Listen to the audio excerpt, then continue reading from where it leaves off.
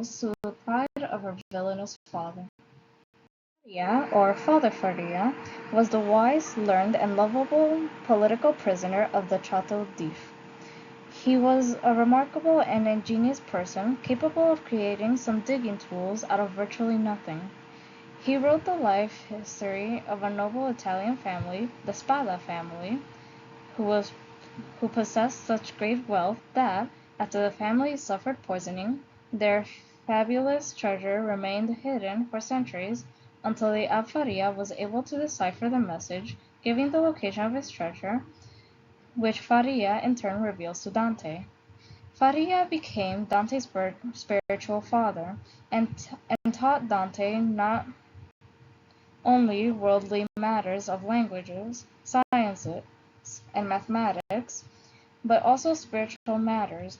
His death in the Chateau d'If provides Dante with his daring means of escape. Renée de Saint-Méran was the first Madame de Villefort. Her marriage to Villefort was politically arranged, and she has a short appearance in the novel. She was the mother of Valentine de Villefort.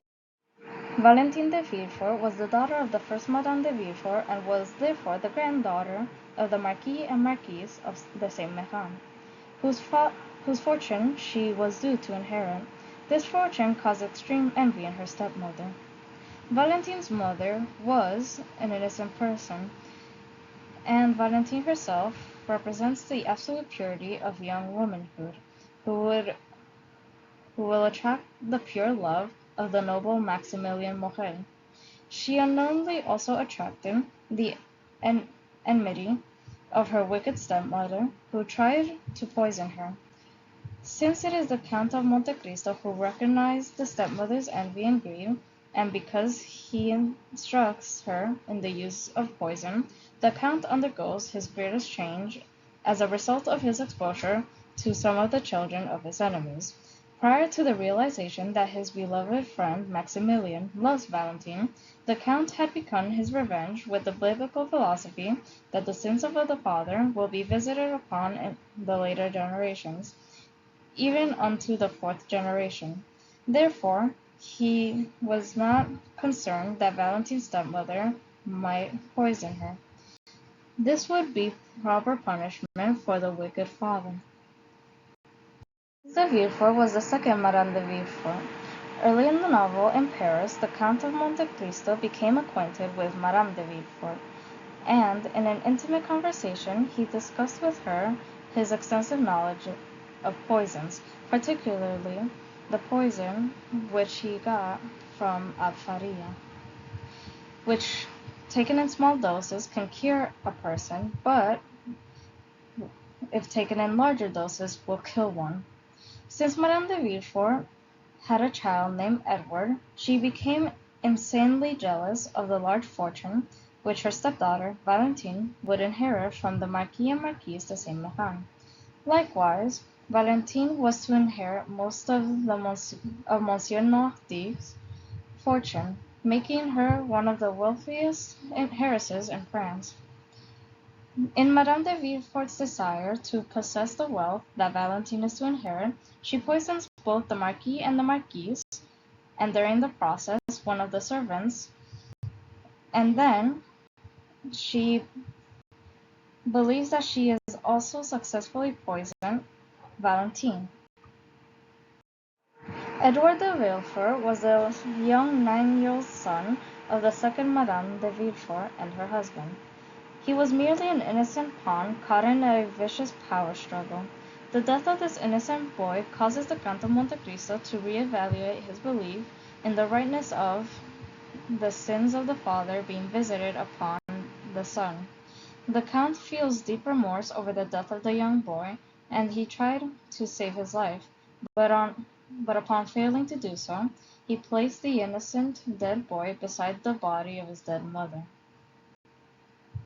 Ali Pasha was a high authority who was betrayed by Fernand Mondego, or the Count de Morcerf, whose family was then put into slavery by Fernand.